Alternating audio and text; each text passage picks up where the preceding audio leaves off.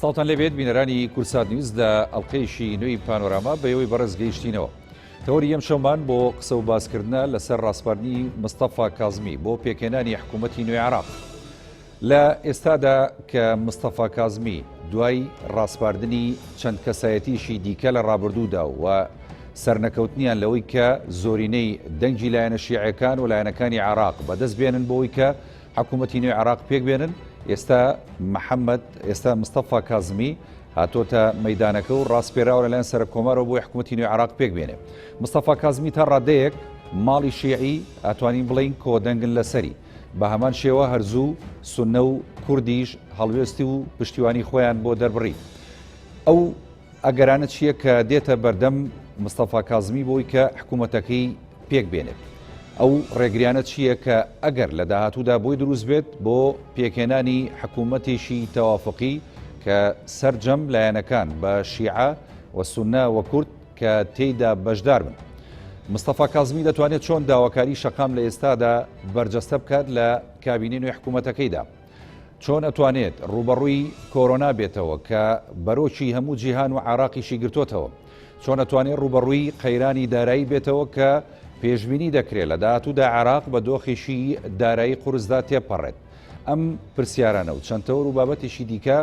لە بەرنامەی ئەم شەوی پانۆراما گفتوگۆی لەسەرەکەین بە میوانداری هەرێک لە میوانەکانم لە ستۆدیۆی کورسات نیوز دکتۆر تاها حەمەدەمین، ئەندامی ئەنجومەنی نوێنەرانی عێراق. بەخێر بێ دکتۆر تاها، سوپاس دەکەین کە لە ستۆدیۆی کورسات نیوز لەگەڵمانی. هەروەها لە ڕێگەی سکایپەوە دەشتی عەبدوڕەحمان سەرۆکی ئەنیستیتۆی توێژینەوەی ململانەیە لە تەقتەق لەگەڵمانە. بەخێر بێ کاک دەشتی، سوپاس دەکەین کە جەنابیشت لەگەڵمانی لە تەقتەقەوە. بەڵە سەرەتا لە دکتۆر تاهاوە دەست پێکەم. دکتۆر، هەموو لایەکمان نەزانین کە ماوەیەکی زۆرە عێراق ینی بە بۆشاییەکی دەستوریدا تێپەڕیوە کە تاوەکو ئێستا یەکلا نەبووتەوە کەسایەتیەک بۆ سەرۆکوەزیران کە ڕاست پێراوە حکوومەت پێک بێنێت. ئێستا بینیمان ینی کە لە چەند ڕۆژی ڕابردوودا مستەفا کازمی لەلایەن سەرۆک کۆمارەوە ڕاست پێرا، ینی هەرزوو نێوماڵی شیعی ینی خۆیان ڕێخستەوە و کۆدەنگیەکەیە لەسەر ناوی مستەفا کازمی و هەمان شێوە کورد و سونەش. ئەتوانین بڵین ئەم جارە عێراق ئەتوانێت حکوومەتێک پێک بێنرێت تێیدا کە کەسایەتیەک جێگەی ڕەزامەندی هەموو لایەک بێ؟ زۆر سپاس، خێراتنی میوانەکەش دەکەم. هەڵبەت ئەوەی کە ئەیبینین لە بارودۆخی عێراقی ئەوەیە کە دەرەنجامە، دەرەنجامی کۆمەڵە قەیرانە. ئەم دەرەنجامە ئەو قەیرانانە دروستی کردووە کە عێراق لەو پێش لە هەموو کابینەکانی تر بڵێن بۆی مایەوە و گەیشتە ئەو مەرحەلەیە کە شارەی عێراقیش هەستێت و وا بکات کە ئەو حکوومەتێک کە بە سەرۆکایەتی عادل عەبدولمەهدی شکست بێنە لەوەی کە بڵێن ئامانجەکانی خۆی پێکێت لە هەموو ڕوویەکەوە، لەوەی کە مؤسساتی دەوڵەت دروست بکاتەوە، لەوەی کە گەندەڵی نەهێڵێ، لەوەی کە وەزعی ئەمنی باشکە، لەوەی کە لەم ئەزمەی کۆرۆنایەکە هەیە بتوانێت سەرکەوتوو بێت تاوی کە تا ڕادەیەکەوەی کە مەقبول بێ لای عامەی خەڵک. لەبەرەوە سەیرەکەی ئەمەی کە ئێستا ئیبینین دەرەنجامی ئەم هەموو قەیرانانەیە کە عێراق پێیا تێپەڕێەوە لە هەموو ڕوویەکەوە، لە سیاسیەوە بگری، لە اقتصادیەوە بگری، لە کۆمەڵایەتی بگری، هەتاکو لە ململانەی نێوان پێکاتەکانە بگری، هەتاکو لە نێوان یەک پێکاتەشە بۆ نمونە شیعە ئەوانی تریش. لەبەرەوە ئەمەی کە ئێستا کە شیعەش هەڵبەت کە یەکلا بۆتەوە لەوەی کە تەوافقیان لەسەر ئەوە کردووە، دەرەنجامی ئەو قەیرانانە بووە و گەیشتونەتەوەی کە بڵێن ئەگەر لەوەیە بترازێن هەڵبەت ڕێگەچارەیان نابێنەوە، هیچ حەلێکیان بەدەستەوە نییە کەوەی کە بتوانن عێراق لەم قەیرانە و لەم مەرحەلەی کە ئێستا هێتی بیخەنە مەرحەلەیەکی ترەوە، چونکە بۆ خۆی عێراق ئێستا لە ناو قەیرانێکی گەورەیە و خاصەتان ئێستا بە تایبەتەوەی کە قەیرانی ئابووری ئێستا بەرۆشی عێراقی گرتووە و زۆربەی کۆمەڵانی خەڵکی عێراق لە ژێر بڵێن هێڵی هەژاریەوەن و زۆربەیشی پشتی بە بڵێن موچە بەستووە. ئەمانە هەمووی دەرەنجامێکی ناوخۆیین یاخود هۆکاری ناوخۆیین کە وای لە شیعە کردووە بەلایانی کەمە، چونکە پێشتر مستەفا کازمی تەڕح کرا لە نێوان چەند بژاردەیەکی تریشە ڕازی نەبوو لەسەری شەقامیش هەر بە هەمان شەقامیش ڕەتی کردووە بوو و زیاتر بڵێن چاوەکان هاتە سەرەوەی کە عەدنان زولفی بێتە پێشەوە بوو شیعە بۆ خۆی تەوافقی نەکرا، ئەگەر نەخۆ کورد و بڵێن سونە ڕازی بوون لەسەرەوە و پێشتریش بڵێن محەممەد عەلاوی بوو کە بە تەوافقی کورد و سونە بڵێن ڕازی نەبوون لەسەری. لەبەرەوە ئەم ململانەی وای کرد کە زەختەکە لەسەر شیعە و بڵێن بە هەموو لایەنەکانیەوە زیاتر بێت و وا بکات کە یەکلا بنەوە لەسەر مستەفا کازمی. هەڵبەت ئەمە وەکو ناوخۆ ڕەنگە بڵێم ململانی ئیقلیمی و نێودەوڵەتیش ئەوەش هەر بۆ خۆی هەر هۆکار بوو. مەسەلەن ئێرانیەکان پێشەوە هاتن بۆ عێراق خۆمان دەزانین کە نفوزێکی زۆریان هەیە لە ناو عێراق ڕاست. و بە هەمان شێوە ئەمریکا ناو بەناوی وت ئەمە انقلابەکرێت ناکرێت ینی حاڵەتی سایکۆلۆژی زۆر قورسی دروست کرد بوو لە نێوان هەموو لایەنە شیعەکانەکەەوە بێت عێراق لە گۆڕانکاریێکی زۆر گەورەیە لەبەرەوە ئەمانە هەمووی بووە هۆی ئەوەی کە ئەم بابەتە یەکلا بێتەوە وا لە شیعە بکات کە چاوی لەسەر مستەفا کاظمی بێت وەک مستەفا کاظمیش توانیوێتی ئەو بەڵانسە لە نێوان هەم لە ناوخۆ و ئیقلیم و هەم بڵێن لەگەڵ وڵاتانی دەرەوەش ئەو بەڵانسە ڕابگرێتەوە بتوانێت کابینەکەی پێک بێنێت بە تەوافقی هەموو لایەنەکان و طبعاً کوردیش ڕازی بوو لەسەری و سنەش بە هەمان شێوەیە کێشەیشان تام لەحزەی کە ئێمە قسەی تیاکەن کێشیان نییە و هەڵبەت بە تەوافقی هەموو لایەنە شیعەکان بڵێن تەکلیف کراو کە کابینەکەی پێک بهێنێ ئیتر ئەوە گەڕاوەتەوە سەر کات بۆ چۆن ئەتوانێت ئەو وەزارەتان دابەشەکان لە نێوان هەموو لایەنەکانە. بەڵێ زۆر باش دواتر دێمەوە خزمەت جەنابەت دکتۆر تاها بەڵێ کاک دەشتی عەبدوڕەحمان دووبارە ستاوت لێبێت لە ئێستادا ئەوەی کە هەیە ینی مستەفا کاظمی دوای دوو کەسایەتی دیکە دێت کە ئەم سێم کەسایەتی ڕاستپێرێ بۆ پێکەنانی حکوومەتی نوێی عێراق وەکو دکتۆر تاژ ئاماژەی پێدانی ئەمە ینی بۆ نمونە ئێستا عێراق بە کۆمەڵێک قەیراندا تێپەڕێ لە ڕابردووە لە ئێستاشدا ینی کۆمەڵێک قەیران هەیە بە دیاریکراوی و سەختترین قەیرانی کۆرۆنا هەم قەیرانی دارەیە کە پێشبینی دەکرێت ڕوبەڕووی زۆربەی وڵاتانی جیهان و عێراقیش بێتەوە. ئەتوانین بڵین مستەفا کاظمی ئەو فریادڕەسەیە کە ئەتوانێت ینی عێراقیەکان هەمووی کۆ بکاتەوە و حکوومەتێکی تەوافقی نیشتیمانی پێک بێنێ بۆی هەریج نەبێ عێراق لەم قۆناغە چەقبەستووی کە لە ماوەی ڕابردووداوە تا ئێستش ئەم ساتی کێمە قسەی تێداکەین پێدا تێپەڕێت دەرباس بکات. زۆر سپاس بۆیەوە سلااو لە میوانە بەڕێزەکەتان سلااو لە بینەرانی بەڕێز وەگاگەدارین پاش بێنەوەبەردەیەکی سیاسی زۆر و هەروە پاش زنجیرێک لە ڕاستپاردن و ڕەتکردنەوەی کە ئەندیدان بۆ پێکەنانی حکوومەتی نوێی عێراق 2000 بە کاندیدکردنی مستەفا کاظمی پێدەچێت گرێککوێرەی پێکەنانی حکوومەتی نوێی عێراق بکرێتەوە. لە ڕاستیدا ئێمە بۆ قسەکردن لەسەر سەرکەوتنی یاخود شکستی مستەفا کاظمی ئەوەندەی پێویستە قسە لەسەر دۆخی حکومڕانی عێراق و هاوکێشەکانی ململانەی سیاسی بکەین کە لە عێراقدایە نابێ ئەوەندە قسە لەسەر تواناکەسیەکانی مستەفا کاظمی بکەین و ئومێد لەسەرەوە ساڵ بکرین. ڕاستیدا مستەفا کاظمی وەگەوەی کە لە سیدیەکەیدا خوێندوتمانە و چەندین خاڵی گەشێ بە نمونەن پیاوە نووسەر و ڕۆژنامە نووس و سالاگوانی کۆمەڵی مەدەنی بووە و هەروە لە هەموو ئاستەکانی ململانێ لە ناوخۆی عێراق لە ئاستی ململانی ئەقلیمیەکان لە ناوخۆی عێراق و لە ئاستی ململانەی پێکاتە سەرچەکانی عێراق و هەروە ململانەکانی ناوماڵ شیعە ئەم پیاوە تەرەفگیری نەکردووە و هەروە ئەم پیاوە شارەزایەکی باشی هەیە لە کێشەکانی ناوخۆی عێراقۆمانە. بەڵام لە حقیقەتدا شکست و سەرکەوتنی کەسەکان لە دەوڵەتمەداری عێراقدا ئەوەندەی پەیوەندی بە ئاستی پاڵپشتی و هەروەها دژایەتی لایەنە سیاسی عێراقیەکان و هەروەها دەوڵەتانی هەژموندار بەسەر عێراقەوە هەیە ئەوەندە پەیوەندیدار نییە بە توانا و لێهاتووی خودی کەسەکەم. لەبەرێت ئەو ساتە وەختەی کە ئێستا قسە لەسەر ڕاستپاردنی مستەفا کاظمی دەکەین و دکتۆر عادل عەبدولمەهدی استقالی لە پۆستەکەی داوا ئەمە بەو معنایە نەبوو کە دکتۆر عادل عەبدولمەهدی کەسایەتێکی سیاسی خراپ بێ و هەروە کەسایەتێکی سیاسی گەندەڵ بێ و لە ئاستی ئەوەدا نەبێ کە بتوانێت خزمەتی خەڵکی عێراق بکە و هەروە لە ئاستی ئەوەدا نەبێت کە بتوانێت پرۆسەی سیاسی و پرسی حکومڕایی لە عێراقدا بەرەو پێش بخات. بەڵام ئەوەی دەیبینین شکستی کابینەکەی دکتۆر عادل عەبدولمەهدی سەتا 90 بەڕاستی لەو ڕۆسەر چاوە دەگرێت کە دکتۆر عادل عەبدولمەهدی لە ناو هێزێکی گەورەی سیاسیەوە نهاتۆتە سەردەسەڵات بەڵکو پێشتریش کە هێزە شیعەکان تەوافقیان لەسەر کرد ئەمە پەیوەندیدار بوو بەوەی کە لە ناو خۆیان دەڕێک نەکەوتن کوتلە گەورەکان لەسەر ڕاستپاردنی کەسێک بۆ سەرۆکوەزیرانی عێراق کە دەزانین لە ناو سیستەمی تەوافقی عێراق پۆستی سەرۆکوەزیران بەر پێکاتی شیعەکان کەوتووە. بەڵام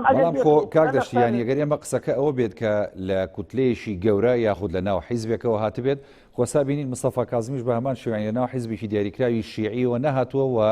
ئەو تا زۆربەی لایەنە شیعەکانیش پشتیوانیەکەن. یعنی ئەمە بۆ دەربازبوونی عێراق لەم ڕەوشەی کە تێکەوتووە یاخود نەخێر ئەمانەیە بە فعلی ینی پشتیوانی بکەن بۆ حکوومەتێکی سەرکەوتوو پێک بێنێ. لە ڕاستیەکە کاوڕێجان ئەنجام قسەکانم تەواو نەکرد. ئێمە بۆەوەی قسە لەسەر یاخود پێشبینی ئەوە بکەین ئاخۆ مستەفا کاظمی سەرکەوتوو دەبێت لە پێکێنانی حکوومەتەکە یاخود کە حکوومەتی پێکێنا سەرکەوتوو دەبێت لەو ئامانجانەی کە بۆ تەشکیلکردنەوەی حکوومەتی نوێی عێراق دانراوە. بەڕاستی دەبێت ئەم بابەتە پەیوەندیدار بکەینەوە بە دۆخی سیاسی عێراق. لێستادا ئێمە ئاگدارین بازنەی ناکۆچیەکان لە عێراقدا بەڕاستی لە هەموو ئاستەکان تا فراوان بووە لەسەر ئاستی ناوخۆ لە دوای ڕوخانی ڕژێمی عێراق واروها بنیادنانەوەی سیستەمێکی نوێی دیموکراسی ئاگدار بوون کە سێ پێکاتەی سەرەکی لە عێراقدا شیعە سونە کورد لە ئاستێکی گەورەدا ململانەی یەکتریان دەکرد بەڵام بە هۆی دەستوری پەسەندکرا و هەروەها دەوڵەتانی هەژموندار بەسەر عێراقەوە زۆرجار کێشەکان چارەسەر دەکا و هەروەها لایانی کەم بێدەنگی دەکرا و زۆرێ لە زۆرەکان ئیدامە بە پێکەنانی حکومەت و ڕۆژەکە دەدرا بەڵام لە ئێستادا وەک ئاگدارین ئەوەی بۆتە گرفتی سەرەکی لە پێکەنانی حکومەت و بۆتە لامپەرێکی گەورە لە بەردەم پرۆسەی سیاسی حکومڕانی لە عێراقدا ئەوەیە ناوخۆی هەریەک لە پێکاتەکان ناوماڵێکی پەرتەوازە و ناکۆچیانێ وەروە دابەش بۆتن بەسەر چەندین ئەجندای جیاواز واتە ئەگەر لە ڕابردوودا چوارگۆشەی یەکەمی کێشەکانی عێراق بریتی بوو بێت لە کێشەی سێ پێکاتە سەرەکیەکە بەداخۆ لە ئێستادا چوارگۆشەی یەکەمی کێشەکانی عێراق بریتیە لە کێشەی ناوماڵی هەریەک لە پێکاتەکان ئێمە ئێستا دەدینین ناکۆچی نێوماڵی شیعە چێ زەرر و زیانێکی گەورەی لە پرۆسی سیاسی عێراقدا وەروە سونە ناوماڵێکی پەرتەوازەیە ئێمە لە کوردستاندا ناوماڵێکی پەرتەوازەمان هەیە بە بەراورد جاران کە خاوەنی 75 کورسی بوون و لە چوارچێوەی هاوپەیمانیتی کوردستانی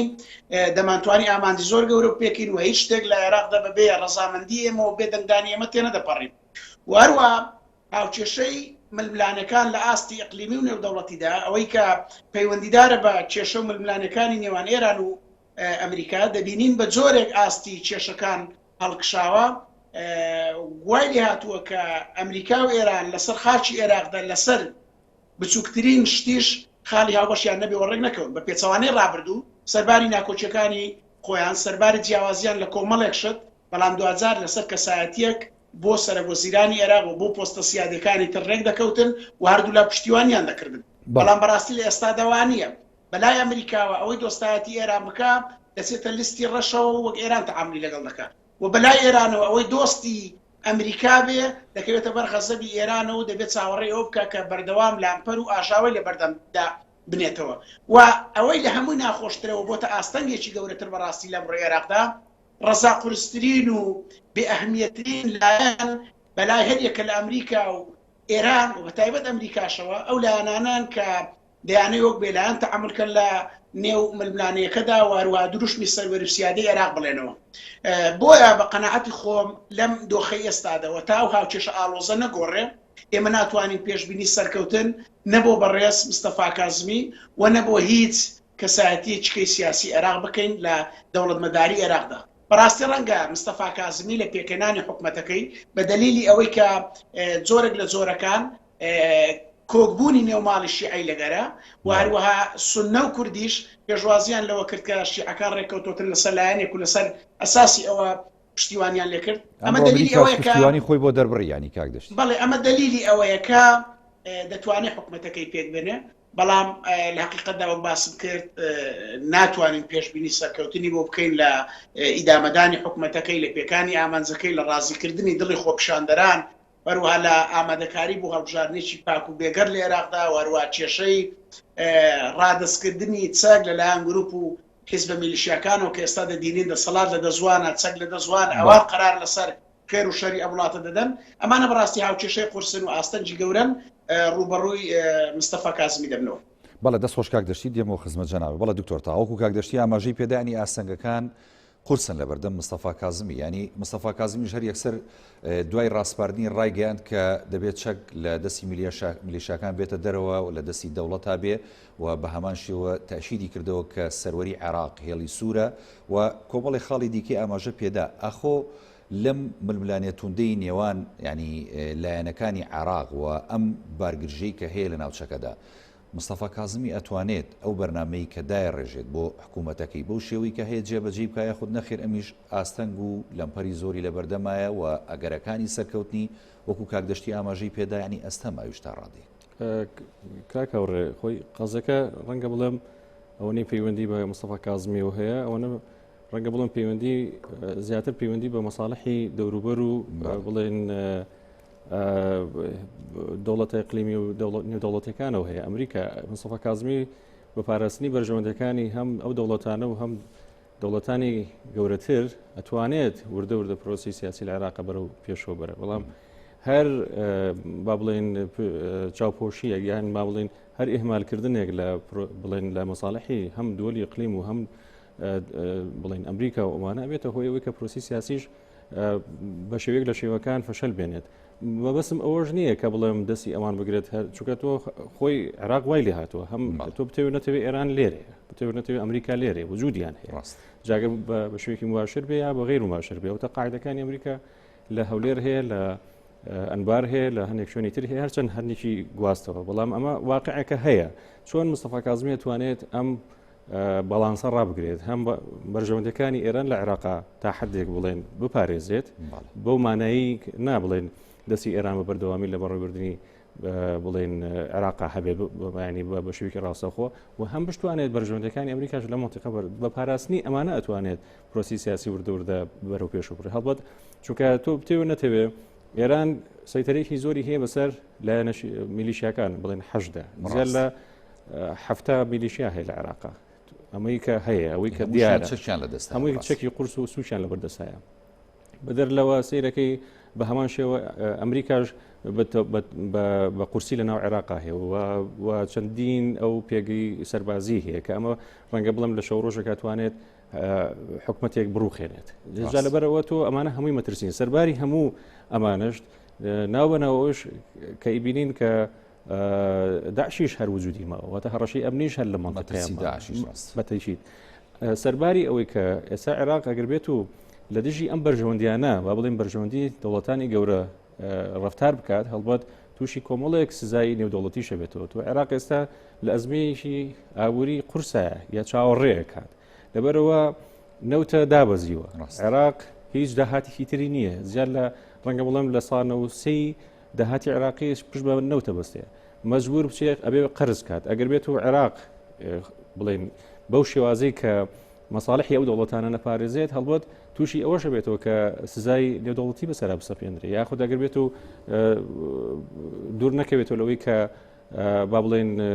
تعامل لەگەڵ ئێرانەکە چووکە ئەوەی کە هەیە باسەکرێت ئەمریکا لە مانگی داهاتوو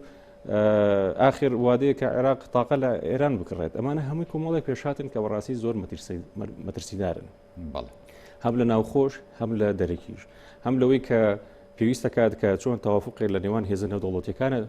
دروست بکات و هەم لەوەی کە بتوانێت بە هەمان شێوە مەساڵحی دەوڵەتانی ئیقلیمیش لە منطقەیە ینی خاڵێکی گرنگ لێرەیە و پرسیارێک لێرە دیتە پێشوانی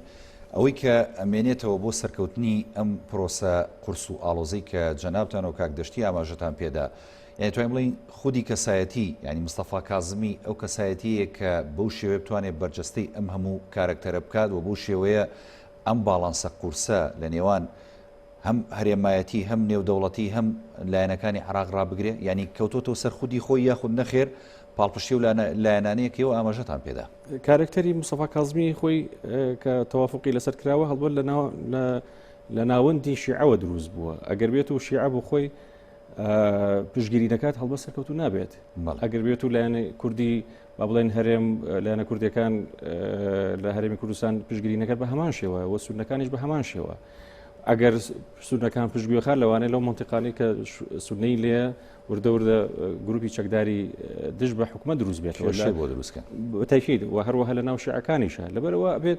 مادام شیعە بۆ خۆی تەوافقی لەسەر کردووە مادام کوردیش ڕازی بووە مادام سونەش لەسەر ئەم مۆزوع ڕازی بووە هەڵبەت دیارە بە هەموو لایەک یانەوێت پرۆسی سیاسی لە عێراق بەرەو پێشەوە بڕ بە هیچ نەبێت ئەم لەم قۆناغیان دەرچێت کە بەڕاستی قۆناغێکی بەترسیدارە قۆناغێکە کە تۆ لەلایەکەوە لە ڕووی سیاسی وای لێ هاتووە هەرچەند ئەگەر با بڵێن شارعیش دامرکابێتەوە بەڵام ناو بەناو دەنگیان هەرماوە ڕەنگە وای لێ بێت کە ئەم مۆزوعی کۆرۆنایان نەبێنێتەوە دیسان و سەر هەڵباتەوە بێنەوە سەر شەقامەکان بامانش بڵێ وە لە ژێر زەختی شەقامیش نزیکەی 500,000 کەس دامەزراوە لە عێراق کامەش بۆ خۆی هەرزەختێکی اقتصادی لەسەر حکومەتی داهاتووی عێراقیە کە وای کردووە هەم نرخی نەوتیش کەم بۆتەوە هەم میزانی عێراقی تووشی عەجز ئەبێت کە لە مەودووە ینی هەموو ڕێگاکان وایە کە بێت لایەنە شیعەکان لایەنە سونیەکان و لایەنە کوردەکانیش بە هەمان شێوە یەک ینی بێکەوە پشگیری لە مستەفا کاظمی بکەن ڕەنگە ینی وەبەسم لێرەوەیە کە مەسەلەکە لێرە کاراکتەری مستەفا کاظمی نییە مەسەلەکە لێرەوەی چۆن ڕۆڵی شیعە لەم مەسەلەیە چۆن نتوانێت پشتگیری مستەفا کازمی بکە یاخۆ بڵێن ڕۆڵی کورد چۆن نتوانێت با بڵێن پشتگیری مستەفا کازمی و هەروەها سونەش لە نێوان هەرێم و حکوومەتی ناوەندی کۆمەڵێک پرۆتۆکۆل و ڕێکەوتنامە هەیە کە پێویستە کات وردە بەرەو پێشەوە بڕوات بە بۆ یەک هەم هەرێمیش تووشی تەگەرەکە ئەوەیە لێرەدا ینی کەسایەتیەکان خۆیان ڕۆڵ نابین وەکو کاک دەشتیش ئاماژەی پێدا خۆ ینی کەسایەتی دکتۆر عادل عەبدولمەجیدیش هیچی کەمتر نەبووە گەبگرە زیاتریش بۆ لە مستەفا کازمی بەڵام ینی ئەو تا هەر لایەنە شیعەکان ینی بەم ئاقارەیە نابردوو حکوومەتەکان بۆ شێوە شکست پێ خواردووە بەتایشیت کاک هاوڕێ خۆ ئێمە قسە لەسەر زەید و عەمر ناکەین ئێمە قسە لەسەرەوەکەین چۆن هەر کەسێکێتە بڵێن وەکو کەسایەتیەکێتە پێشەوە کە حکومی وڵاتە ئاکات بەرژەوەندی هەموو لایەنەکان لەبەرچاو بگرێت هەم بەرژەوەندی هەرێمی کوردستان و سونەکانیش و شیعەکان بۆ خۆشیان لەبەرەوە ئەمە ئەبێتەوەی سەرچاوەیەکەوەی کە وردە عملی سیاسی بەرەو پێشەوە بڕوات و وردە ئەو تەغیرەی کە کۆمەڵانی خەڵکی عێراق کە چاوەڕێیەکەن وردە دروستی بکە لە ناوبردننی گەندەڵی لە سەپاندنی یاسا لەسەر بەسەر هەموو کەسێکە بەوەی کە وردە پرۆسی ئەعمار دروست کاتەوە ئیسیسمانات بێنێتە ناو عێراقەوە هەژاری کەم کاتەوە ئەمانە هەمووی کۆمەڵی پرسن کە بەڕوڕویە بێتەوە لەبەرەوە بەبێ پشتگیری هەموو لایەنەکان ئەم مەسەلەی بڕواناکەم ئەگەر هەر کەسێکی تریش بێنی بتوانێت سەرکەوتوو بێ سەرباری ئەوەی کە لە ڕووی سیاسەتی دەرەوەش و لە ڕووی سیاسەتی دەرەوە بەرامبەر بە وڵاتانی نێودەوڵەتی و سیاسەتی دەرەوەی بەرامبەر بە وڵاتانی ئیقلیمیش بە هەمان شێوە تۆ لەم لاوە بەرەی شیعەت هەیە کە ئێران لەم لاشەوە بەرەی سونەت هەیە کە سعودیایە ئەی ئەمان چیلیەکەی لەبەرەوە عێراق لەم وەزعی ئێستاە کە وەزعێکی لە بارودۆخێکی زۆر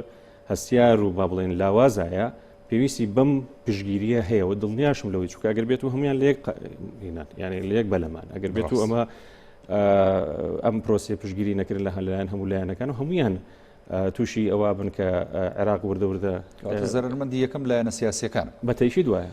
دەستخۆش دکتۆر تا دێم و خزمەت جەناب بڵێ کاگێ دەشتیانی کە عێراق بۆ شێوەیە بارودۆخەکەی هەستیار بێت و بەو شێوەیە ینی عێراق بەرەو لاوەزی ئەڕوادووە ئەو گوشار و فشارانەی کە لە ڕابردوو لە شەقام هەبووە لە داهاتووشدا پێشبینیەکرێ وەکو دکتۆر تا ئاماژەی پێدا کە ئەگەر کۆرۆنا تا ڕادەیەک ڕەوێ و مەترسیەکەی نەما شەقامیش بامان شێوە دێنەوە ینی ئەوانیش کۆمەڵێ داواکاری دیکەیان هەیە ینی ئەوەی کە گرنگە لێرەدا ینی کەسایەتی وەکو ئاماژەمان پێدا ڕاستە گرنگە بەڵام دوجار پشتیوانی لایەنە شیعەکان و لایەنەکانی سونە و دوجاری هەرێمی کوردستان ئێمە گەر باز دە لایەنەکانی شیعە بکەین لە ئێسادا لایەنەکانی شیعە ڕاستە لە ئێسادا کۆدەنگن بەڵام ئەمان نەتوانن ینی لە داهاتووشدا کاتێک کە حکوومەت پێک دێنێ بە هەمان شێوە پشتیوانێکی سەرسەختی بکەن بۆی کە هەم داوا و داخوازی شەقام هەم داوا و داخوازی لایەنە شیعەکانیش لە حکوومەتەکەیدا جێ بکاتەوە و دوجار ینی بەپێی ئەو پرەنسیپەی کەوان بووی دانێن حکوومەت بەڕێوەبەرێ بەڵێ کاک هاوڕێجان لە ڕاستیە کاتێک کە دەبینین ئێران و ئەمریکا ینی عێراق بۆتە مەیدانی ساختکردنەوەی ململانەکانیان و هەروەها مەیدان خوازی لێک دەکەن و هەروەها دەبینین زۆرجار هەردوو وڵات کۆک دەبن لەسەر دانانی کەسێکی لاواز یان بێپشتیوان ڕەنگە ئەمە جۆرە لە جۆرەکان خزمەت بە بەرژەوەندی جێبەجێکردنی ئەجنداکانی هەردوو وڵات بکە لەبەرەوەی کەسایەتێکی سیاسی گەورە کە حزبێکی گەورەی سیاسیشی لە پشتەوە بوو ڕەنگە بە جۆرەشتر تەعامل لەگەڵ ئەمەدا بکەوە بە جۆرەشتر سەیتەرە بەسەر سیادە و سەروەری عێراقدا بکە لە ڕاستیدا بۆ یەکەم جار دەرفەتێ دروست بوو کە لە شەقامەوە بڕیار لەسەر چۆنیەتی و چارەنووسی حکومڕانی بدرێ لە عێراقدا بەڵام بەڕاستی نەیانتوانی ئەمە لە بقۆزنەوە بۆ لەبەرەوەی نەیانتوانی وەک خۆی پەنجە لەسەر برینەکان دانن یاخود کێشە ئەساسیەکان و هۆکاری جەوهەری دروستبوونی کێشە و نەهامەتیەکانی عێراق بدۆزنەوە بەوەی کە بەر لە هەموو شتێک مەسەلەی پێکێنانی حکومەتێکی تەکنۆکرات و بێلایەن کەسایەتێکی بێلایەنەوە بووە شاوەکاری خۆپیشاندەرانی عێراق ئەمە بەڕاستی غەڵەتێکی زۆر گەورەیە ئێمە نمونەمان لەبەردەستە نمونەی مالکیمان لەبەردەستە کە بەڕاستی لەگەڵ ئەوەی کابرایەک بوو حەزی لە شەڕی تایفی بوو و ئیشی لەسەر تێکدانی پەیوەندیەکانی پێکاتەکانی عێراق دەکرد بەڵام لەگەڵ ئەوەشدا سەرکەوتووترین سەرۆگۆزیرانی عێراق بۆ لە دوای ڕوخانی ڕژێنرا بۆ لەبەرەوەی حزبێکی گەورە و پێکاتێکی گەورە لە پشتی بووە و ئەم پێکاتانە شکست و سەرکەوتنی مالکیان بە شکست و سەرکەوتنی حیزبەکانی خۆیان دادنە و لە بەرامبەردا دکتۆر عادل عەبدولمەهدی کشمانەیە کەسایەتێکی میانڕە و جۆرە لە جۆرەکان کەسایەتێکی تەکنۆکراتە ینی مێژوەکەشیمان باش لەبەر چاوەکەم پیا هیچ کاس پۆست و پلۆپایی نوویست و هیچ کاس نەبووتە تەرەف لە کێشەی پێکاتە سەرچیەکانی عێراق وهروە هەموو کات لەگەڵ چارەسەرا بووە تێگەشتنی باشی هەبووە بۆ چارەسەری کێشەکانی عێراق و دۆستایەتی باشی هەبوو لەگەڵ هەموو پێکاتەکاندا بەڵام دەدیدین دکتۆر عادل عەبدولمادی سەرباری پێڕۆی نێجوانانەی بەڵام شکستی پێدەێنرێ وەرەوا پشتیوانی ناکرێ ئەمە بەڕاستی دەبوو ینی معالەجەیە ئەمە بکرێ و ئیش لەسەوە بکرێ و ئەمە بێتە زەختی خۆپیشاندەران کە حکوومەتێکی بەهێز لە زیاتی حکوومەتێکی تەکنۆکرات و کەسێکی بێلار پێک بێنرێ لە عێراقدا چونکە لە هەموو حاڵەتەکاندا ئەم کەسە بەهێزەوە ئەم حیزبە بەهێزە کاتێک کەسایەتیەکی بەهێزی خۆی سەرپەرشتی حکوومەتەکە دەکات خاوەندارێتی دەوڵەتەکەش دەکات و خاوەندارێتی سەروەدی و سیادەی دەوڵەتەکەش دەکات بەڵام ئێستا مستەفا کازمیش ینی هەمان خاڵی هاوبەشی هەیە لەگەڵ عادل عەبدولمەهدیدا ئەویش ئەوەیە کە دوای پێکهێنانی حکوومەتەکە و ئەو هێزانەی کە سەر بە ئێرانن و خزمەت بە ئەجەنداکانی ئێران دەکەن باڵپشتی کازمی نەبن لە سەرپێخستنی حکومڕانی و بەجێگەیاندنی ئەرک و وازباتەکانی حکوومەت لە ئێستادا و بە هەمان شێوە ئەو هێز و لایەنانی کە سەر بە ئەمریکان و خزمەت بە ئەجەنداکانی ئەمریکا دەکەن دیسانەوەمانە باڵپشتی سەرۆزیرانی تازە نەبن و ئیش لەسەر خزمەتکردن بە ئەجەنداکانی ئەمریکا بکەن لەو نێوەندەدا ئەوەی دەبینێتەوە مستەفا کازمی بخۆیەتی کە بەڕاستی ئەو دۆخەی ئێستای عێراق پێمان دەڵێ کە ئەوەی بڕیار لەسەر چارەنووسی حکومڕانی دەدا لە عێراق و بڕیار لەسەر خێر و شەڕی ئەم وڵاتە دەدا ئەوەندەی هێز و گروپە میلیشیا و چەکدارەکانن ئەوەندە لایەنە ڕەسمیەکە کە دەوڵەتە و هەروە لایەنە پەیوەندیدارەکان هیچ ڕۆڵێکی ئەوتوان ناکەن. بەڵێ بەڵام خۆ دوجار ینی کاتێک کە ئەگەر مستەفا کازمیش حکوومەت پێک بێنێ خۆم حکوومەتەش ینی تەمەنەکەی هێندەوەنە زۆر نابێت تا ئامادەکاری بۆ هەڵبژاردننی داهاتوو یاخود هەڵبژاردننی پێشوەختی عێراق دەبێ ینی لەوە چێت ئەگەر ئەجنداکەشی بۆ شێوەی بێکە ئێستا ڕایگەیاندووە نەتوانێت زۆربەی خاڵەکانی جێبەجێ بکات تەنها حکوومەتێک بێ بەس بۆی کە ئەو بۆشایە دەستوریە پڕ بکاتەوە یعنی ڕاتان لەو بارەوە چیەوە کاک دەشتی ڕاستە ینی بیرمان نەچێت کە پێکهێنانی ئەم حکوومەتە بۆ ساڵێکەوە لەو ساڵەدا ئامادەکاری دەکات بۆ هەڵبژاردنێکی پەرلەمانی لە عێراقدا بەڵام دیسان ئەمەش هەرگرفتە ینی تۆ لەو ساڵەدا ئامادەکاری هەڵبژاردن دێتە پێشت کە بەڕاستی ئەمەش بڕیارێکی ئەوەندە ئاسان نییە چونکە ئەمڕۆ یاسایەکی هەڵبژاردنمان هەیە لە عێراقدا یاسایە مای بەخنەیەکی زۆرە لەلایەن زۆربەی پێکاتەوە حزب سیاسەکانی عێراقەوە هەروە کێشەیەکی کەمان هەیە کە بەڕاستی پێویستە هەر لەو ساڵەدا چارەسەری بکە مەسەلەی دەرکردن و یان هێشتنەوەی هێزە بیانیەکانە لە خەڵکی عێراقدا کە ئەمە حزب شیعەکان دەنجیان بۆ داوای شەڕ لەسەر کردووە و هەروە شتێکی کە دەبێت لەم ساڵەدا هەر لە پاڵ کارکردن بۆ ئامادەکاری هەڵبژاردن کاری لەسەر بکە مەسەلەی ڕادستکردنەوەی چەکە لەلایەن هێز و گروپە چەکدارەکانەوە کە ئێستا ڕۆڵی گەورە دەژێڕن و ئەمانە هەمووی گرفتی سەرچی ینی لەم ساڵەدا دەبێت ئەنجامێکدا بە دەباڵ ئامادەکاریەکان بۆ هەڵبژاردن کە بەڕاستی ئەمە زۆر قورسە و زەحمەتە بەو دۆخەی ئێستای عێراقەوە بۆ بێ پشتیوانیە بتوانێت سەرکەوتن بەسەر ئەمەدا بەدەست بێنێ و هەروەها لە هەموو شی گرنگتر مەسەلەی ڕازیکردنی دڵی خۆپیشاندەران چونکە بیرمان نەچێت هەموو هۆکارەکانی ئەم بێنە و بەردەیە بۆ پێکهێنانی حکوومەت و ڕاستپاردن و ڕەتکردنەوەی کەسایەتیەکان پەیوەندی بە داواکاری خۆپیشاندەران بەڵێ داواکاری خۆپیشاندەرانەوە بوو لە عێراق و تا ئێستاش ینی ئەمە ڕوون نەبووەوە ئایا خۆپیشاندەران ڕازین بە دانانی مستەفا کازمی یاخود دانانی مستەفا کازمی تعبیر لە خواستی خۆپیشاندەرانی عێراق دەکات یاخودەوەیە کە ئێستا عێراق وەک هەموو جیهان لە دۆخێکدایە مەترسیەکی هاوبەشێویش پێی دەگوترێ بڵاوبوونەوەی نەخۆشی کۆرۆنا و لەبەر ئەمە ینی خۆپیشاندەران نایەنەوە سەرجادە یاخود ئەم بابەتیان وەلا ناو مەسەلەی خۆپارێزی لە توشبوون بە ڤایرۆسی کۆرۆنایان باولەویە دۆر بەڵێ دەست خۆشکاگی دەشتی بەڵێ دکتۆر تا ینی منەمێ پرسیارێکی دیکە بکەین سەبارەت بۆی کە ڕاستە ینی بە تایبەتی کورد هەر لە سەرەتاوە پشتیوانی خۆی دەربڕێەوە بۆ مستەفا کازمی و ئەویش بە هەمان شێوە ینی لە دوای ڕاستپاردنەوە پەیوەندی کردووە بە هەندێک لە سەرکردەکانی کوردەوە ئەتوانین بڵین کورد لە ئێستادا کە ئەوێ بچێتە حکوومەتەکەی مستەفا کازمی و پشتیوانی و حکوومەتە بکە ئەوێ چی بەدەست بێنێ لە بەرامبەرداوە گرنگە لە ئێستادا کورد چۆن مامەڵە بکە لەگەڵام حکوومەتە تا ینی تا ڕادەیەک ینی لایەنی پەیوەندیەکانی یا وەلایەنی داواکاریەکانی بۆ شێوەیە بێکە لە ئاستی ئەو حکوومەتەدا بێکە پێک دێ کاگەڕێ ئێمە لە هەموو کابینەکانی تر ینی ڕەنگە داواکاریەکانمان هەمووی وازەحە لە هەر کابینێک هاتوتە پێشەوە ڕەنگە کۆمەڵێک کێشە و کۆمەڵێک ئاستەنگمان بۆ هاتوێتە پێشەوە لەوەی کە بۆ نمونە مەسلەی بودجێ مەسلەی کۆمەڵی مەسائلی ترێک کە پەیوەندی بە هێزی پێشمەرگەوە هەیە بە تەسلیحی هێزی پێشمەرگەوە هەیە پەیوەندی بە کڕینی گەرمی جوتیارانەوە هەیە مادەی 140 یعنی کۆمەڵێک پرست هەیە کە ئەمانە سابتن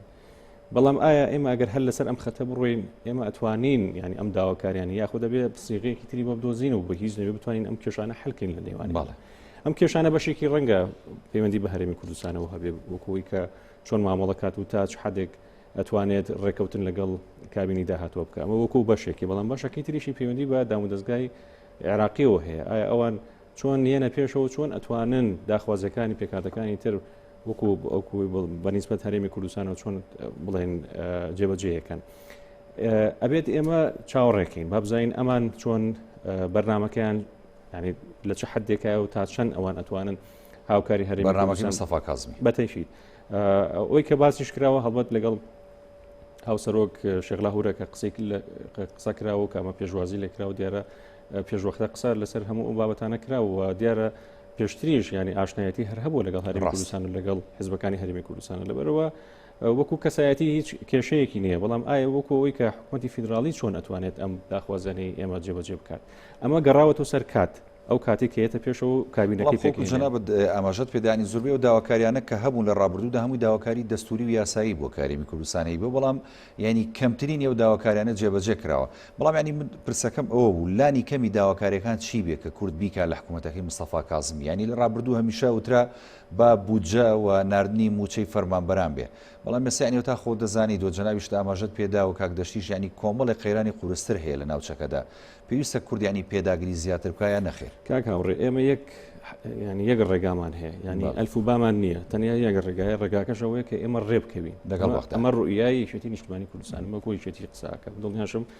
لایەنەکانی تریش بە هەمان شێوە لەبەر ئەوە ڕوئیای ئێمە وەکو یەکێتی نیشتمانی ئەوەیە کە ئێمە لەگەڵ حکوومەتی ناوەندیان ڕێ بکەوین ئەمە هیچ ینی شکیتیان نییە سەبەبەکە چییە هەڵبەت هەمومان نەزانین یەکەم شت ئەوەیە کە پەیوەندی بە بودجەوە هەیە بودجە بۆ بەنسبەت هەرێمی کوردستانەوە زۆر گرنگە هەم وەکەوەی کە بڵێن موچەی هەرێمی کوردستان دابینەکات و هەم ئەوەی کە ئەتوانێت بۆ نمونە تەنمی ئەقالەمی و تەنمی شارەکانیش وردەوردە تەسبیت کات لەبەرەوە ئەمە ینی هەنگاوێکە کە پێویستمان بۆ هەیە کە ئەمە سابت بێت پێویست نکات ئێمە سەری هەموو ساڵێک لە میزانەیە شەڕێکی گەوری لەسەر بکەین و یاخود ئەوان عزرێک بێن و ڕەنگە هەندێک لایەن هەبێ بە ئەنقەس هەندێک مەسائل بۆ ڕوژێنەکە ئێمە بە بەردەوامی ئەوە لە پەرلەمانی ئێمە بەڕێوەنداوانی انجومەنی نوێران یعنی ئەم کێشانە زۆر ڕوبەڕووتان ڕەنگە زۆر جار هەیە کە ئەگەر باز لە مەوزوعیشی لاوەکیش کرابێت هەندێک لایەن هەر بۆ ئەنقەس هەستاون باز لەوە کە ناڵێ وڵا خۆ هەرێمی کوردستان نەوتەکەی ڕادەز نەکردووە بوچەی بۆ بنێرین بە تایشید ئەمە کێشەیە بەڕاستی لەبەرەوە دڵنیام لەوەی کە هەم هەرێمی کوردستانش لەبەرەوەی کە هێشتا بڵێن بە حکمی ئەوەی کە دکتۆر عادل ئیستیقالی کرد ئەژینا خۆت بڵێن ڕێکەوتنەکە گەیشت بوو ئەوەی کە بەرەو کۆتایی بڕات بەڵام بەنسبەت ئەم مەرحەلەی کە ئێستایەتەوە بە هەمان شەو پێویستمان بۆ هەیە کە ئەم مۆزوعە کۆتایی پێبێت ینی هەم بۆ لایەنی دەستوری هەموو لایەنی قانونیش بۆی هیچ لایەنێک نێ ینی بزایدە بەسەر ئێمە بکات بڵێت حکوومەتی هەرێم نەوتەکەی فرۆشەی بەڵام داهاتەکەی بۆ ئێمە نییە ئێمە حکوومەتەکە بۆ ساڵێکیش بێتەوە گرنگە یانی ئەم ڕێکەوتنی لەگەڵ بکەی بەتاکید و عزری ئەوان لەوایە کە ئەوان ئەڵێن ئێمە نەوتی بەسڕا فرۆشین بەڵام ئەبێت موچەی هەرێمیش دابینکەی بەڵام هەرێم نەوتەکەی فرۆش و تەسلیمی ئێمە ناکات لەبەرەوە گرنگە کە ئەمە یەکلا بکرێتەوە بەنسبەت کێشەکانی تریش و هەڵبەت مەسەرەن مادەی 140 ئێمە لە 2000 لە دوای تشکیلی یەکەم حکوومەت بڵێن کە مەجلیسی حکوم هەبوو کە ئەو مەسەلانە و ڕوژا کە هەواڵ مامجلال خەریتەکەی خستە بەردەم هەموو لایەنە شیوعەکان ئەم مەسلێ وردە ینی ئیشی لەسەکرە بووە پرۆسەیەک پێویستەکە ئێمەش لەم مەرحەلی ئێستاە بە حکمی ئەوەی کە بارودۆخەکە زۆر گۆڕاوە پێویستمان بە سیغەیەکی تازە هەیە بۆی ئێمە تەسەڕع بم مەسلەیە بکەین وردە بگەینە ئەوەی کە مادەی 140 ئەم مەلەفە دابخرێت و چارەسەرێکی بنەڕەتی بۆ دۆزرێتەوە سەرباری هەموو بابەتەکانی تریش مەسەرەن بۆ نمونە لە مەسلەی کە ئەمە بەڕاستی ئەمڕۆ ئێمە کە سەردانی پارێزگار و ئەنجومەنی پارێزگاشمان کردی لەو کێشانی کە هەبوو مەسەلی گەنمی جوتیاران بۆ سلێمانی فراکسیۆنی شێتی سەردان بەڵێ و ئەمە پێویستە کات ئەمەش ئێمە تەنسیقات لە نێوان دام و دەستگا فیدراڵیەکان و لەگەڵ هەرێمی کوردستان بە قوترکەین و وابێت ئەمەش بەرەو حەل بوون بڕوە لەبەرەوە مەسەلەکە لێرەژەوەیە کە ئێمە نوێنەرایەتی خۆمان زیاتر ئەکتیفکەین لە ناو حکومەتە کەواتە ئێوەی ئەندامانی ئەنجومەنی نوێنەران کارە گرنگەکە لەسەر ئێوەی لە داهاتوە بە دەرەجەی یەکەم ئەمە یەک بەڵێ و هەروەها نوێنەرانی ئێمە لە ناو حکومەتی فیدراڵیە ڕاست مەسەلەکە ئەوە نییە ئێمە کەسێک دەستنیشانکەین کە بچێتە ناو حکومەتەوە بە وەزیر بێ بە پلی وەزیر بێ یاخود وەکیل وەزیر بێ یا مدیر عامێ بڵێ من هەر ئیش بۆواکەم کە ئەم دەستگایان بەدەستەوەی نەخێر تۆ نوێنەری هەرێمی کوردستان لە ناو حکومەتی فیدراڵیە پێویستە کە ئەو دام و دەستگایی کە تایە ئەکتیڤە یاخود دەسەڵاتی تیا هەیە بە قەدەرای ئەوەی کە یاسا ڕێی پێەیە بتوانێت حەلی کێشەکانی هەرێمیش لە نێوان هەرێم و حکومەتی فیدراڵیە بکات واتە پردێک بێ لە نێوان بڵێن حکومەتی فیدراڵیەوە لەگەڵ هەرێمی کوردستانە نەک ئەوە بێت کە ئەم چوە بەغا ئیتر هیچ پەیوەندیەکی نەمێنێ لە کورسەکەی خۆی بکە بەڵێ ینی پەیوەندیەکی نەمێنێت لەگەڵ هەرێمی کوردستانە لەبەرەوە زەڕوورە ئەمانە هەمووی ئەمە بەواکرێت کە نوێنەرانی کورد کە خاوەن دەسەڵاتن یاخود خاوەن قەراری سیاسی لە ناو حکومەتی فیدراڵی ئەمان ڕۆڵێکی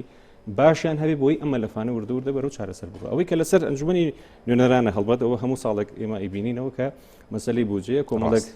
بڵێ مەشروعی قوانینە کە ڕەنگە هەم هەرێمیش ئیسفادی لێ بکات و هەم بڵێن حکومەتی فیدراڵیش لەگەڵیا بەڵێ دەستخۆش دکتۆر تاها بەڵێ کاک دەشتی ینی ئەوتا خاڵەشی گرنگەوەی کە وەکو ئاماژەی پێدا دکتۆر تاها ینی ڕێکەوتنی هەرێم و ئەم حکوومەتە نوێی کە پێک دێ بە سەرۆکایەتی مستەفا کاظمی ینی گرنگە لەسەر کۆمەڵێک خاڵ ینی کورد وەلایەنی کوردی تەشید بکاتەوە داکۆشی بکەوە دوجاریش ینی تەشید لە جێبەجێکردنەوە ئەم کار لە پێکەنانی حکوومەتەکەدا بەڵام خاڵێکی گرنگتر کە ئێستا ینی ئێمە ڕوبەڕوومانە بێتەوە بە تایبەتی مەسلەی خاک و مەسلەی ناوچەدا بڕێنراوەکانمانەوە ئێستا ئەوەی کەم بەترسیترە سەرهەڵدانەوەی داعشە بەڕاستی لەو ناوچانەدا کورد ئەبێ لەم حکوومەتەی مستەفا کاظمی چۆن ئەم مەسلەیە بە تەواوەتی یەکلا بکاتەوە بۆ ئەوی کە ناوچە جێناوەکانمان هەموو ڕۆژێ ڕوبەڕووی مەترسی داعش و چەکدارانی داعش و شەیدکردنی پێشمەرگەکان و ڕۆڵەکانی نەبێتەوە بەڕاستی بەڵەوە ئاگادارین هەر لەگەڵ ڕاستپاردنی مستەفا کاظمی لەلایەن سەرۆک کۆمار بەڕێز کاک دکتۆر بەرهەمەوە لایەنە کوردستانیەکان بە تایبەت یەکێتی پارتیش لەسەر ئاستی جیاواز پاڵپشتیان لە پێکێنانی حکوومەتەکەی کردو هەروە لە سەر ئاستە ڕسمیەکەش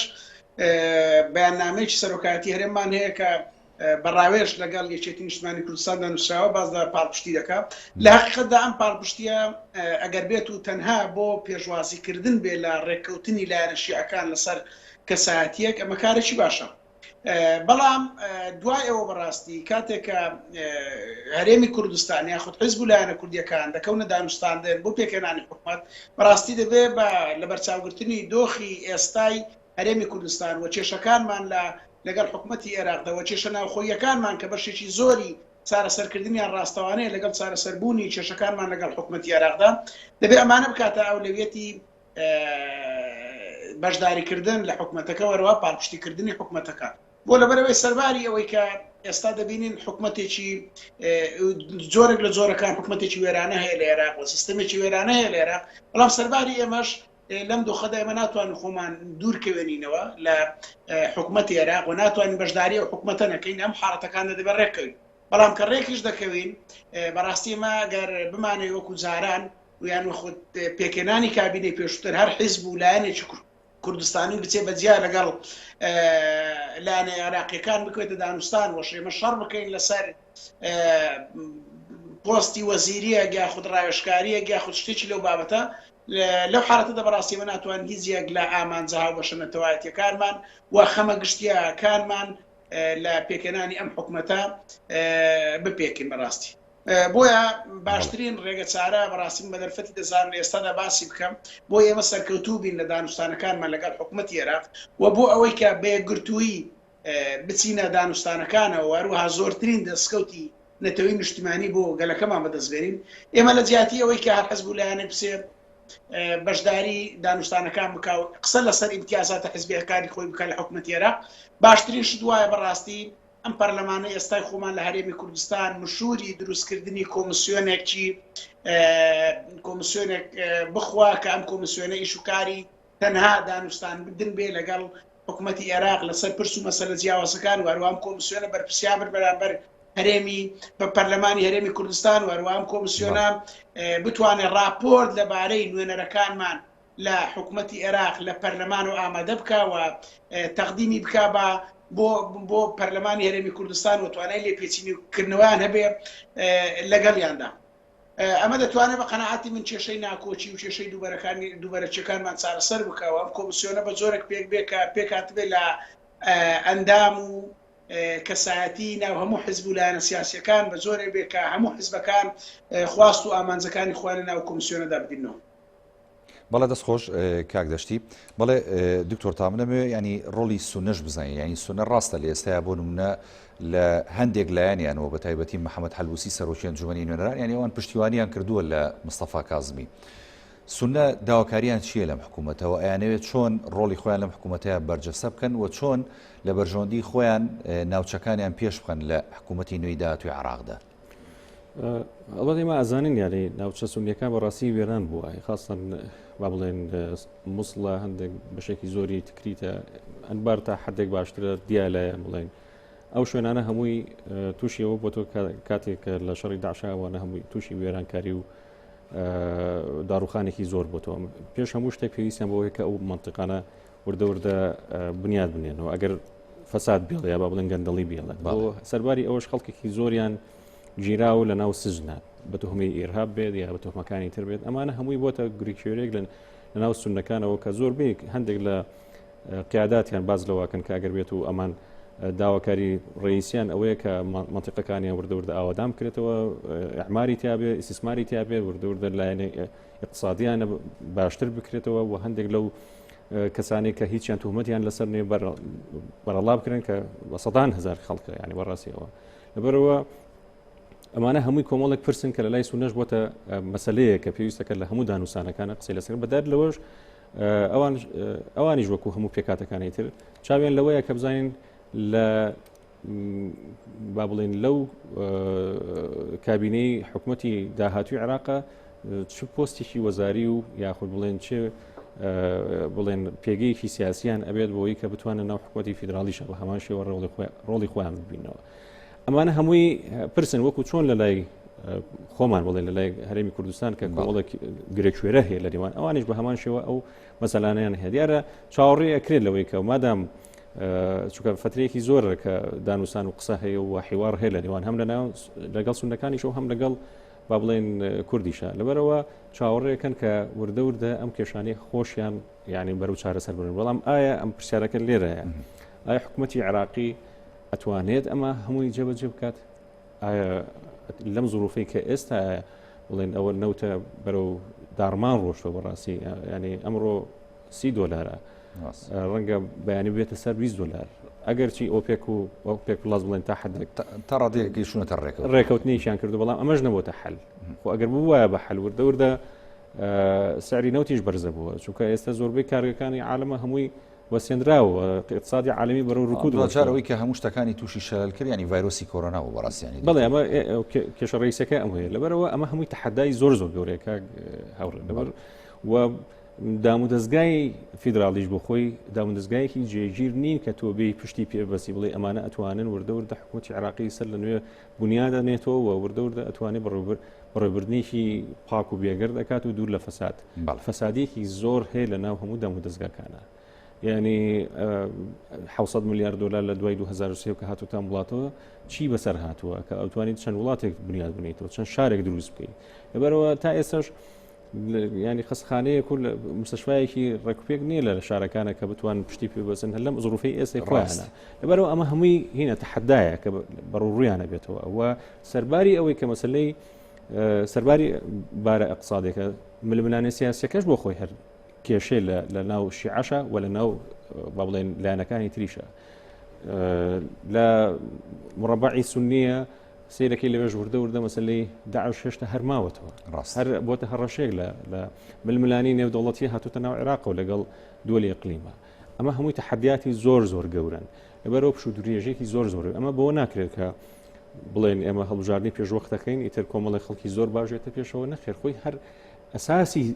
عملی سیاسیەکە ئەساسێکی زۆر بۆ گەنە یعنی ئەساسێکە وا دروست بووە کە بەڕاستی پێویستی بە کاتێکی زۆر هەیە کە وردە لە پرۆسەکە ئاماژەی پێدی لە 2023 هاتووم لەمە دووە سەرنجی جەناب وەرگرم دکتۆر تا حەمەدەمین وەکو ئەندامی شەنجومەنی نوێنەران لە فراکسیۆنی یەکێتی و پێشبینیت بۆ ڕووداوەکانی داهاتوە چەند ئەستەمیشە پێشبینیکردن بۆ ڕووداوانە ئەگە بە کورتی فەرموو. ئێمە ئەوەی کە هەیە ئێمە ئەبێ بەڕووری هەموو مەسەلەکان بینەوە لەوەی کە چۆن ئێمە پێکاتی چۆن بەشدارە بین لە پێکاتی داهاتوی حکوومەتی عێراقیەوە چۆن ئەتوانین تەنسیقات و چۆن ئەتوانین تەوافقات دروستکەین لە نێوان هەموو لایەنەکانی ترە و چۆنیش بتوانین بەرژەوەندەکانی خۆمان وەکو هەرێمی کوردستان بپارێزین و ئەوەی کە هەدەف و ئامانجی ئێمەیە بە نسبەت یەکێتی نیشتمانی کوردستان ئەوەی کە ئێمە بتوانین بکەینە ڕێکەوتنێکی کۆنکریتی ئەساس بۆ ئەوەی کە هەموو کێشەکانی خۆمان لە نێوان هەرێم و لەگەڵ حکوومەتی فدراڵیە چۆبەر و چارەسەری بەرین و بتوانین زۆرترین قازانج لە عملی سیاسی عێراقیە بکەین و بتوانین ڕۆڵێکی زۆر گەورەشمان هەبێت لەوەی کە لە قەراری سیاسی عێراقیە بەشدار بین. دەستخۆش دکتۆر تاها بەڵێ کاک دەشتی عەبدوڕەحمان سەرۆکی ئەنیستیتۆی توێژینەوەی ململانێ کە لە تەقتەق لەگەڵ مای ئەمەوێ ینی دوا سەرنج و خوێندنەوەی جەنابی شت بزانین سەبارەت بە ڕەوش و ئایندەی حکوومەتی داهاتووی عێراق بە سەرۆکایەتی مستەفا کازمی کە پێک دێ. بەڵێ بەڵێ من پێم وایە بە خوێندنەوە و لە بەرچاوگرتنی دۆخی ئالۆزی سیاسی حکومڕانی لە عێراق و هەروەها کێشەی ململانەکان لە عێراقدا پێم وایە مستەفا کازمی دەتوانێت گرێچوێری پێکەنانی حکوومەت لە عێراقدا بکاتەوە سەرکەوتوو بێت لە تەشکیلکردنی حکوومەتەکەی بەڵام ئەوەی کە ناهێڵە لە سەرکەوتووی بکات و دەبێتە لامپەری گەورە لەبەر دەمین ئەوەیە کە ناتوانێت ئامانجەکانی پێکەنانی حکوومەتەکە بپێکەوەتە ناتوانێت سەرکەوتوو بێت لە پێکەنانی حکوومەتەکەەوە هەموو پێکاتەکانی عێراقیش باوەڕ ناکەم بتوانن لەو حکوومەتەدا کە حکوومەتێکی کاتی و ئامادەکاری بۆ هەڵبژاردن دەکات بتوان ئامانجەکانی خۆیان و خواستەڕەوەکانی خۆیان بۆ پێکەنانی ئەم حکوومەتە بخانە ڕوو و من لە دواوتەم داوای بەلامەوە گرینگە بەڕاستی ئێمە وەکو لایەنی کوردی ئەومان زۆر تاقی کردوتەوە نابێ ئومێت لەسەرەوە هەڵبچنین بڵێن مستەفا کازمی دۆستایەتیی باشی لەگەڵ کورد و لەگەڵ سەرکردە سیاسەکانی هەیە و ئەمە بکەینە بەرمەبنای ئەوەی پێمانەوە بێ کە کێشەکانیشمان چارەسەر دەکات لەگەڵ حکوومەتی عێراقدا لەبەر لە ڕابردوودا ئێمە نمونەمان هەیە کە خەڵکمانێ زۆر نزیکتر بووە و زۆر دۆستایەتێکی باشتری هەیە بۆ لەگەڵ حیزب و لایەنە سیاسی کوردستانیەکان و تێگەیشتنێکی باشیە بۆ کێشەکانیشمان بەڵام کاتێک کە چۆتە دەسەڵات و بۆتە سەرۆکوەزیرانی عێراق نەیتوانی وەکە کێشەکانمان چارەسەر بکە و ئێمە وەکو هەرێمی کوردستانی بەڕاستی زۆر گرینگە لە هەموو ڕێکەوتنانەی کە دەیکەین لەگەڵ حکوومەتی عێراقا چەند گرینگەوان پابەندن بۆ ئێمەش گرینگە کە هێز و لایەنە سیاسەکانی کوردستان و بە تایبەت حکوومەتی هەرێمی کوردستانیش پابەند بێ بە ڕێکەوتنەکانەوە لەبەرەوەی بیرمان نەچێ بەشێکی زۆری کێشەکانی ئێمەش لەگەڵ حکوومەتی عێراقدا پەیوەندیدارە بۆی کە هەڵەی خۆمانی تێدا بۆ خۆمان سەرپێچی گەورەمان لە ڕێکەوتنەکاندا کردو بە تایبەت لە مەسەلەی نەوە وەکو کاک دکتۆر تەها باسی کردن بابەتە بۆ تەمای مشتومڕێکی زۆر لەناو ئەندام پەرلەمانەکانی لایەنە عێراقیەکان لەوەی پیان وایە کە حکوومەتی عێراق لە خۆڕە موچە و بودجە بۆ هەرێمی کوردستان دیاری دەکەوە تا ساتە وەختەش حکوومەتی هەرێم پابەندە بۆ بەڕادستکردنی ئەو بڕەنەوتەی کە دیاری کراوە ڕادستی بکە لە ڕێکەوتەکەیدا بۆی من هیوادارم ئێمە خۆمان بۆ ئەگەرانە ئامادە بکەین و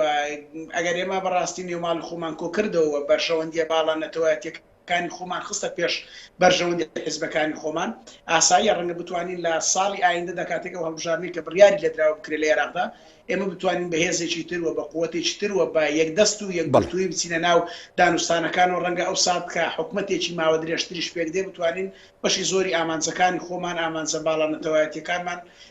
بپێچین و هەروە دەستکەوتی گەورە بوونەتەوەکەمان بەدەستبێنین. سپاس بۆ کاک دەشتی عەبدوڕەحمان سەرۆکی ئینستیتۆی توێژینەوەی ململانێ کە لە تەقتەق لە ڕێگەی سکایپ لە بەرنامەی پانۆراما لەگەڵمان بوویەوە. سپاس بۆ دکتۆر تا حەمەدەمین ئەندامی ئەنجومەنی نوێرانی عێراق لە فراکسیۆنی یەکێتی کە لە سعودیا لەگەڵمان بوو. سپاس دکتۆر. بەڵێ بینەرانی بەڕێز ئێوە شتکایە پابەند بن بە ڕێنمایەکان پابەند بن بە خۆپارێزی چونکە لە ئێستادا لە ڕەوینەوەی